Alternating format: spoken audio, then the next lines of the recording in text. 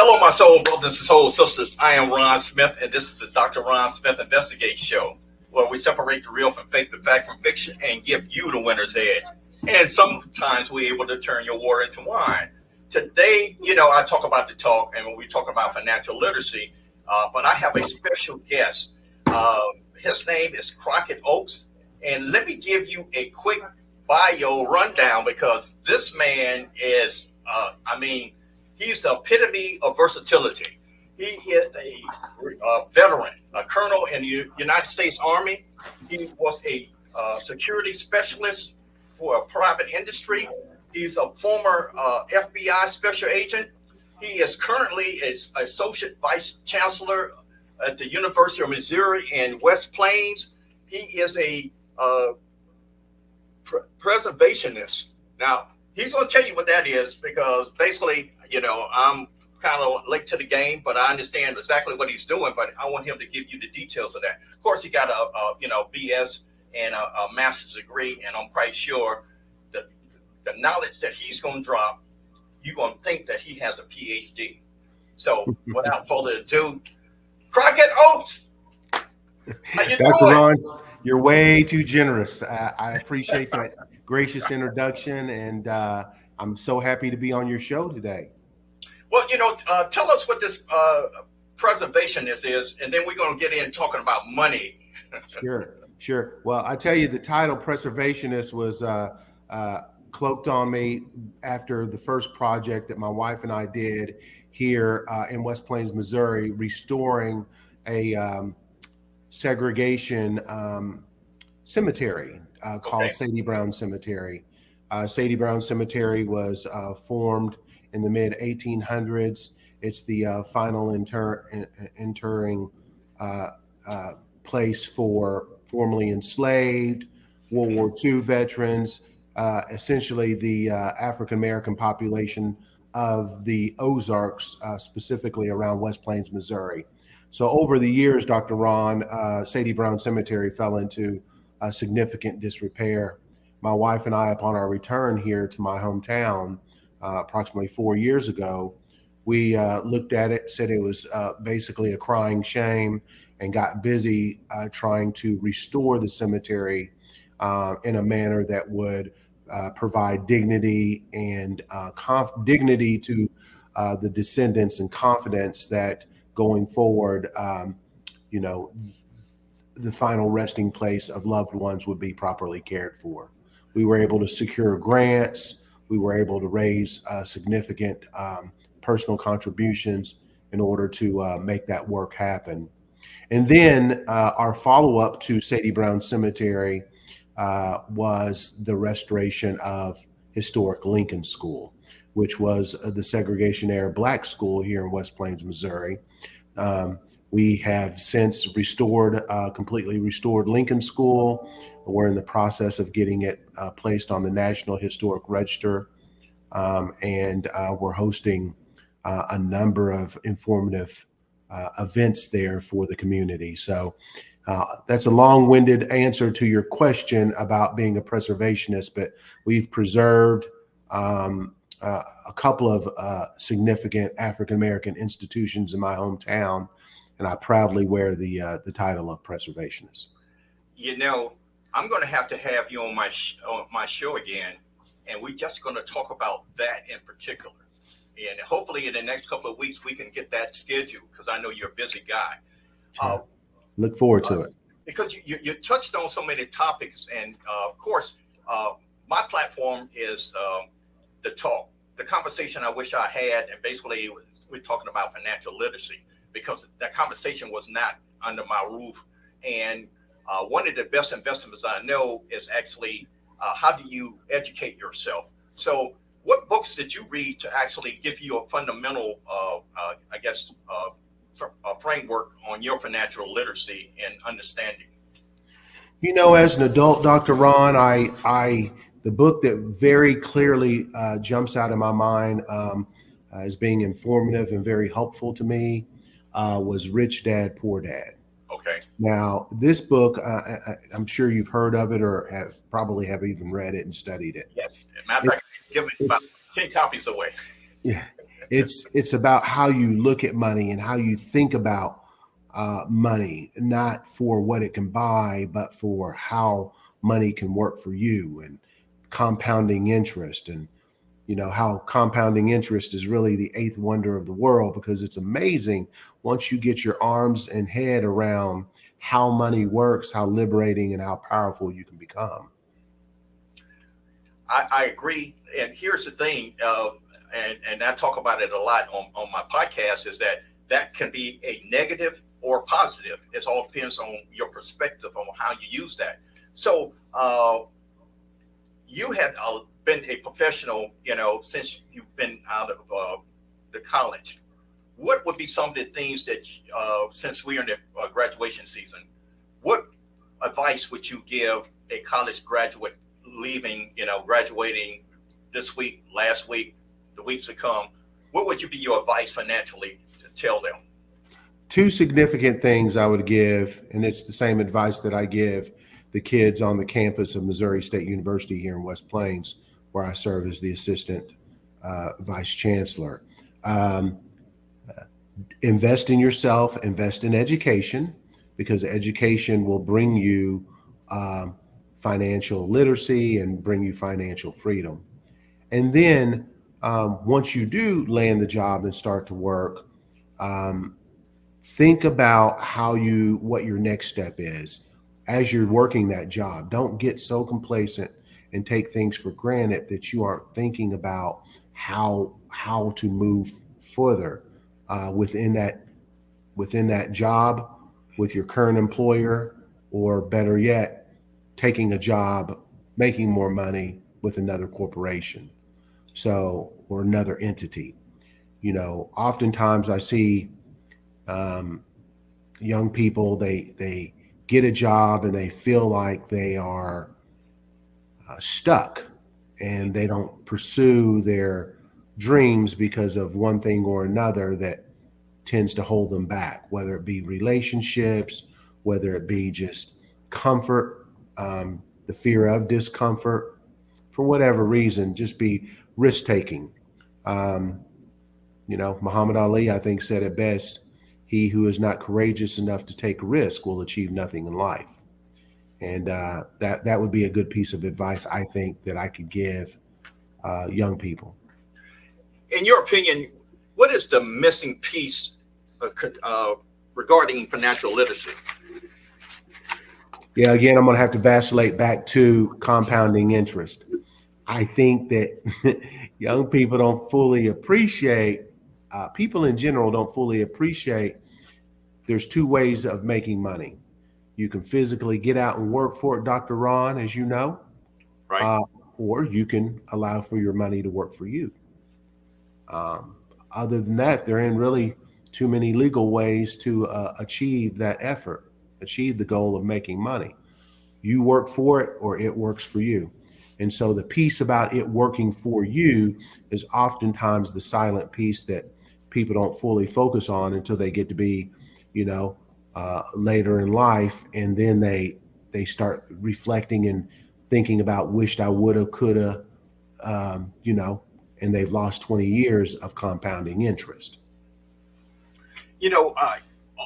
It's almost weekly or daily that I hear about the wealth gap between, the black people, white people, women, and men.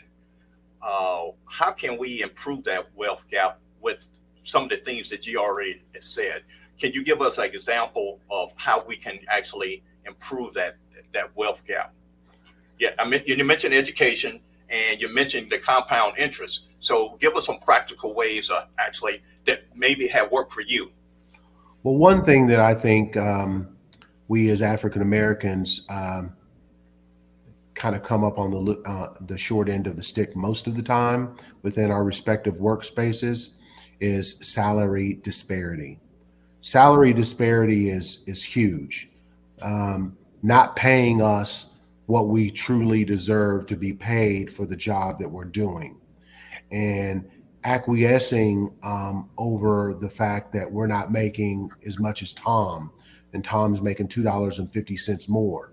Over time, that $2.50 more that Tom is making is is huge, and Right. it's to our detriment not to be unyielding when it comes to demanding what it is that we deserve salary wise. Now, in order to be able to demand anything, you got to be in a position of power, right, Dr. Ron? Correct. And so, how you get yourself in a position of power is to educate yourself, get your education, be a subject matter expert, do the dirty work, be indispensable within your job. Now you have a position of power that you can make certain demands based on empirical data about what you need to be compensated and why it is that you need to be compensated like that. Looking over your bio and some of the highlights of your resume, I could tell basically you had a family structure. Give us a little a view of your family environment and their view of money, and what was your first endeavor with money? Well, I tell you, my first spat with making money was, I guess I was about 6 years old. Two instances that jump out in my mind. My mother and father, they both worked. My brother and I don't know if you're familiar with the term latchkey kids. Yes. We were latchkey kids. We let ourselves in after school. We let ourselves out prior to, going to the bus stop school. So we were latchkey kids. My parents started paying us, rather than us going to after school care, started paying us $5 a piece weekly to let ourselves in the house and to stay there and not destroy anything or cause any problems until they got home from work. And so that was my first bit of allowance, $5 a week, and it was primarily for babysitting ourselves. Now my second aha money making financial experience at a very young age was one Christmas. My father gave my brother and I a push lawnmower. It was no used push lawnmower. He probably didn't give $25, $30 for it back in the 70s. And that lawnmower that summer made my brother and I more money than you could ever imagine, because we understood how to mow yards. We understood that if we had a lawnmower and showed up on your doorstep or saw you out there mowing and we pulled up with our lawnmower, we were going to be good for $5 to $10 anyway. And so we had the lawn game, the mowing service sewed up all up and down our street. And so my father was most impressed with our ingenuity and hustle with regard to how we made that lawnmower. I think we made like $600 that summer between my brother and I off his Christmas gift. Wow. Now, how old were you at that first entrepreneurial venture? So my brother was 9 and I was 6. Wow. And so you guys was rolling in the dough. Yes, sir. Yes, sir. It was one of those things where my father and mother, they instilled those values and that how to the importance of money and the importance of being able to work to get that, to take care of yourself. They instilled that in us at a very young age. And I'm so grateful because, when you start getting those lessons at that young age, they stick with you. They have no other choice but to. And so I'm blessed in that regard. My parents are prolific savers, and that has just rubbed off on me. I model my financial literacy and my financial game after them. So after the lawn service, what was the next venture that you and your brother or you individually went into? We always had jobs at a young age. We always worked part-time jobs, and in my instance, even in high school, from the time I was 16 until I went to university, I had a job, and I was making, minimum wage, but I was working 40 hours a week, split shift. So I had that. What do they call that co-op program in high school where you can work part of the day and then go to school for part of the day? Right. So I did that, and I was able to get 4 hours in the morning and 4 hours in the evening after football practice. And so that made for 8 hours a day, kind of split shift. And I did that for a couple of years until literally left to go to college. And, I tell my son, my daughter this all the time. It's not how much you make, it's how much you save. Yes. And Yes. so we may have not made much off those little mediocre jobs, but we saved prolifically. And that's a game changer. Ladies and gentlemen, we are talking to the Crocket Oaks. He's the vice chancellor of Missouri State University in West Plains. And after we take this break, we're going to be back and he's going to drop some more knowledge on us.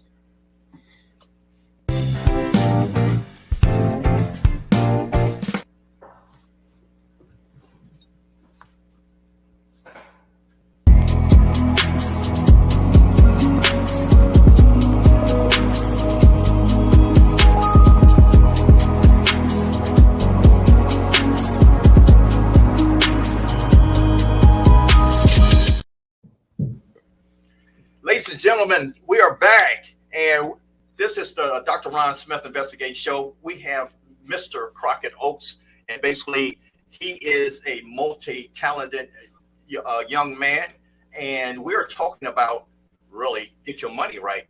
But we are talking about, the financial literacy at the core of this whole dynamics. And we know that the statistics that's out there. And one of the things that we want to do is change that dynamic. So basically, Dr. Oaks I call you Dr. Oaks, although that may be coming in your future. He talked about financial literacy. He's talking about compound interest. He's talked about savings. He talked about entrepreneurship. And he talked about compound interest. He has been a colonel in the Army. He has been a special agent with the FBI. How critical is health and wealth, and what's that connection for you? Man, that's an excellent question. Often overlooked when you start talking about financial literacy and wealth. Your Yes. health is your wealth. Yes. And, having good health, trying to maintain your physical, to have the strength to work an extra job, even work your primary job, staying out of doctors' offices so that, you can keep those premiums in your pocket Yes. is huge. It's huge. And oftentimes within our community, Dr. Ron, this piece is just so shattered for our legacy and our families that it deserves a prominent chapter within any financial literacy book, especially dealing with African Americans. Yes. One of the things that I had proposed at the last family reunion that I attended is that we do a health narrative. And what I mean by that is that my history, my people, and my mother and my grandfather, diabetes. And one of the things on this health, sheet just say, hey, my grandmother and my grandfather, as far as you could go back into your history, had these type of things, or whether they had them, and this was part of their, created them transitioning, and or passing, and some of the things that health-wise that they have to deal with, and that my children need to know what's going on with me. So basically, when they feel certain ways, they can kind of understand it. Why I'm getting dizzy, why I have headaches, why do I feel, sluggish sometimes? Those are some of the symptoms that could, lead to, health issues down the road. I didn't get an opportunity to ask, my parents, but that's one of the things that I propose, and that's one of the things that I talk to my kids about. Right now, my diet and exercise has somewhat controlled my high blood pressure, and I'm one of the proponents that I'm going to eat right, and I'm going to exercise. I don't want to be on medication. Right. Have you thought about doing that, or what you think how that fits into this wealth plan? Yeah. Well, first and foremost, Dr. Ron, meds are expensive. Yes. Healthcare and having health challenges can be very costly. Yes. So, that attacks the bottom line.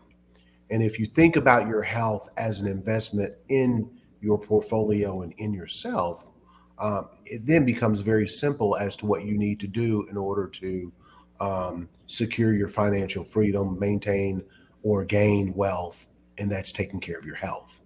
Not only does it rhyme, it just makes good sense. Yes.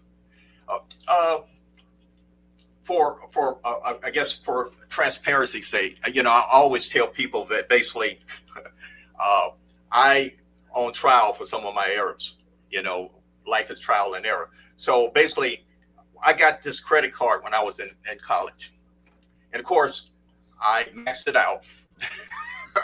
So my transparency is that basically I didn't understand the credit utilization, which means basically, if they gave me a $1,000 line of credit, basically I should not use 25% of that, and I need to make sure I pay that monthly. And of course, that was one of the big mistakes that I made, that I didn't understand that. So tell us about some of your failures and success that made you the man that you are right now. Well, let's start with the success. Let's accentuate the positive first. Okay. Some of the most positive things that I feel I give myself credit for, and it wasn't without the help and support and the love and advice of others. I stand on the shoulders of giants, Dr. Ron, Yes. is just understanding the value of an education and understanding that, rather than work harder, I could work smarter and achieve the same thing financially by just being smart with not only getting an education, but my older self would tell my younger self, while I'm capable, think about where you get that education from, because um, obtaining education from certain institutions can mean more financially to you than others. Yes. And so make those decisions on the front end so that you don't be surprised on the back end when things aren't going your way. I'm big on thinking about this salary disparity. And I think that the more you arm yourself educationally and knowledge wise, and within your field of discipline and specialty, you can now chip away and have a good argument as to why salary disparity should not be the case in your instance. So that's one that thing, education. okay. One of the things that through my research, the environment dictates how our worldview of money. One of the things that that I kicked around a couple of weeks ago is we live in a capitalist democracy, and if the faster and the sooner that we realize that, the more we'll take this financial literacy more important. So, what's your view on what I just said, the capitalist democracy? Well, we certainly are capitalists. We're a capitalist country. We sometimes value money over everything. I think that within your life, you have to have a strike a balance, right? Yes. It can't be your sole single focus, but at the same time, you can't be illiterate when it comes to money and what it can do for you, and how you can not only help yourself but help others that you love. And so I say you have to understand what your priority is. You have to work hard on trying to learn from others. Oftentimes, our generation and our people, Dr. Ron, they keep having to learn the same lessons Yes. generation after generation. And, having kids out of wedlock, um, going through a number of different relationships that lead to dissolution of income and dissolution of financial structures. I mean, these are just, addiction. Yes. These are all things that at the end of the day, attack the bottom line, and that is our financial wherewithal. And yeah, I mean, it's just we need to learn the good and the bad from others. Okay, now you hit on something, and I just want to talk about who are some of the people that mentored into you that that contribute to your understanding of how this world actually works. Yeah, Who I've are some of had your mentors? I was raised by both my mother and father in the same house. I think that, I say that because that little nugget of truth is very beneficial. It has been very beneficial to me Oh, throughout it's my life. It's yes, huge. It's huge. And I know as a child, you can't control that. I mean, that's not your affair to control, but I will say as far as in my regard, it was a game changer. It was a multiplier, especially as an African American male, having that good family structure. I was able to, I think, over the years, turn that into currency through my knowledge, through my ability to just work with others and see the big picture. So, long story short, my parents were huge. My brother and I, we had healthy competition amongst each other as kids growing up.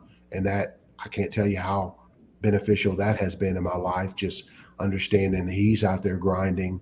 And with him grinding, I need to be grinding too, because I can't let him outdo me. And he can't let me outdo him. And so, iron sharpens iron, and we right. just constantly keep rubbing up against each other to get sharper. Nothing like healthy competition. Yeah, that's right. I'm having so much fun, and my time is running out.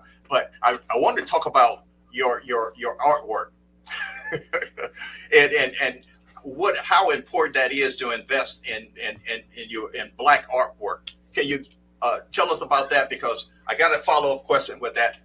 But Yeah. Go ahead and share some.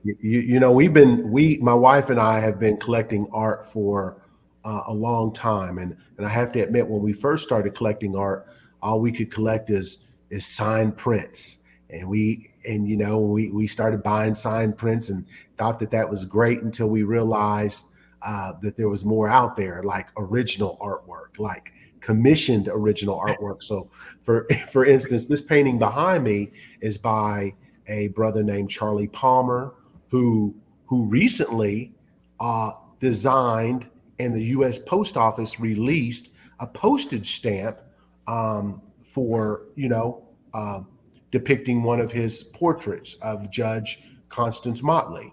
Yes. So my taste in art, especially Black art, has expanded over the years.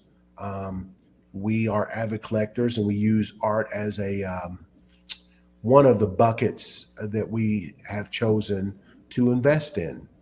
Not only do I like to look at it and it's beautiful and aesthetically pleasing in my house, I understand that it can, bring you a hedge with regard to your money and your portfolio investment.